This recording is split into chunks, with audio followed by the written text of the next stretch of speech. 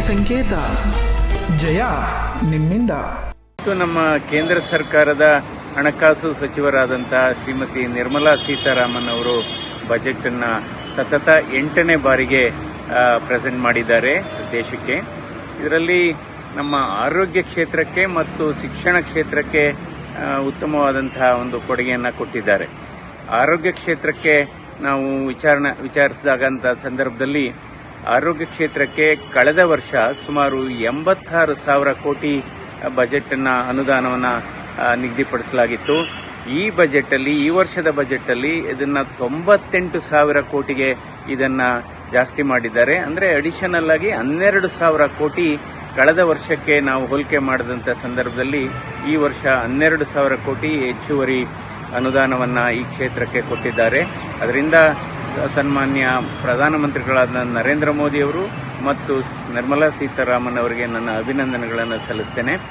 ಜೊತೆಗೆ ಇವತ್ತು ಕ್ಯಾನ್ಸರ್ ಔಷಧಿಗಳಾಗ್ಬೋದು ಅಥವಾ ರೇರ್ ಡಿಸೀಸಸ್ ಅಂತ ಅಪರೂಪದ ಕಾಯಿಲೆಗಳಾಗ್ಬೋದು, ಇದು ವೆಚ್ಚ ಬಹಳ ಜಾಸ್ತಿ ಇರುತ್ತೆ, ಔಷಧ ವೆಚ್ಚ.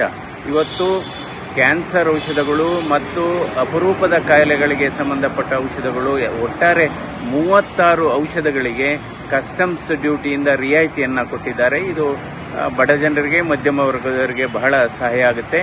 ಅದರ ಜೊತೆಗೆ ಇವತ್ತು ಮೆಡಿಕಲ್ ಟೂರಿಸಂ ಬಗ್ಗೆ ಮತ್ತು ಹೀಲಿಂಗ್ ಇದ್ರ ಬಗ್ಗೆ ಇದು ವಿದೇಶದಿಂದ ಹಲವಾರು ಪ್ರವಾಸಿಗರು ಬರ್ತಾರೆ, ರೋಗಿಗಳು ಬರ್ತಾರೆ, ಅವರಿಗೆ ವೀಸಾ ಕೊಡತಕ್ಕಂಥ ಪ್ರಕ್ರಿಯೆಯನ್ನು ಸರಳೀಕರಣ ಮಾಡಿದ್ದಾರೆ.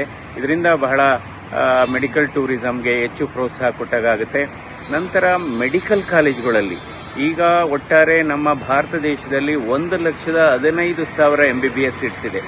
ಸೊ ಇನ್ನು ನೆಕ್ಸ್ಟ್ 3 ವರ್ಷದಲ್ಲಿ ಓವರ್ ಪೀರಿಯಡ್ ಆಫ್ 3 years ಮತ್ತು ಇದರ ಜೊತೆಗೆ ಇನ್ನೂ 10,000 MBBS ಸೀಟ್ಸ್ಗಳನ್ನ ಜಾಸ್ತಿ ಮಾಡತಕ್ಕಂಥ ಘೋಷಣೆಯನ್ನು ಮಾಡಿದ್ದಾರೆ.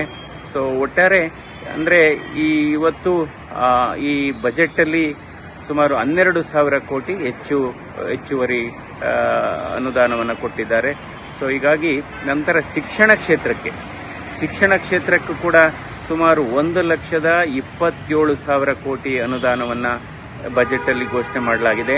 ಅದರಲ್ಲೂ ಕೂಡ ಈ ಪ್ರೈಮರಿ ಮತ್ತು ಸೆಕೆಂಡರಿ ಸ್ಕೂಲ್ಗೆ, ಯಾಕೆಂದರೆ ಗಣಕೀಕರಣದ ವ್ಯವಸ್ಥೆಯಲ್ಲಿದ್ದೀವಿ ನಾವು ಈಗ, ಅದಕ್ಕೋಸ್ಕರ ಇವತ್ತು ಮಕ್ಕಳುಗಳಿಗೆ ಇದು ಗಣಕೀಕರಣ ಮತ್ತು ಈ ಡಿಜಿಟಲ್ ಶಿಕ್ಷಣ ಅವ್ರಿಗೆ ಕೊಡಬೇಕು ಅನ್ನೋ ಉದ್ದೇಶದಿಂದ ಬ್ರಾಡ್ಬ್ಯಾಂಡ್ ಕನೆಕ್ಟಿವಿಟಿ ಕೊಟ್ಟಿದ್ದಾರೆ ಎಲ್ಲ ಸ್ಕೂಲ್ಸ್ಗೂ ಕೂಡ. ಹಾಗೆಯೇ ಮತ್ತೆ ಈ ಆರ್ಟಿಫಿಷಿಯಲ್ ಇಂಟೆಲಿಜೆನ್ಸ್, ಕೃತಕ ಬುದ್ಧಿಮತ್ತೆ ಅಂತ ಏನಿರುತ್ತೆ, ಅದಕ್ಕೂ ಕೂಡ ಒಂದು 500 ಕೋಟಿ ರೂಪಾಯಿಯನ್ನು ಮೀಸಲಿಡಾಗಿದೆ. ಮತ್ತೊಂದು ಆರೋಗ್ಯ ಕ್ಷೇತ್ರಕ್ಕೆ ಸಂಬಂಧಿಸಿದಂಥದ್ದು, ಇವತ್ತು ಕ್ಯಾನ್ಸರ್ ಕಾಯಿಲೆ ಸರ್ವೇ ಸಾಮಾನ್ಯವಾಗಿದೆ, ಯುವಕರಲ್ಲಿ ಮಧ್ಯವಯಸ್ಕರಲ್ಲಿ ಕೂಡ ಜಾಸ್ತಿ ಆಗ್ತಾ ಇದೆ. ಈ ಹಿನ್ನೆಲೆಯಲ್ಲಿ ಡೇ ಕೇರ್ ಕ್ಯಾನ್ಸರ್ ಸೆಂಟರ್ನ ತೆಗೆಯುವಂಥ ಮಹತ್ವದ ನಿರ್ಧಾರವನ್ನು ತೆಗೆದುಕೊಂಡಿದ್ದಾರೆ. ಸುಮಾರು ಭಾರತ ದೇಶದ ಎಲ್ಲ ಜಿಲ್ಲಾ ಆಸ್ಪತ್ರೆಗಳಲ್ಲೂ ಕೂಡ ಡೇ ಕೇರ್ ಕ್ಯಾನ್ಸರ್ ಸೆಂಟರ್ ತೆಗೆಯುವಂಥ ಘೋಷಣೆಯನ್ನು ಕೂಡ ಮಾಡಿದ್ದಾರೆ. ಅದರಿಂದ ನಾನು ಮತ್ತೊಮ್ಮೆ ಸನ್ಮಾನ್ಯ ಪ್ರಧಾನಮಂತ್ರಿಗಳನ್ನು ಮತ್ತು ನಿರ್ಮಲಾ ಸೀತಾರಾಮನ್ ಅವ್ರನ್ನ ನಾನು ಅಭಿನಂದಿಸ್ತೇನೆ.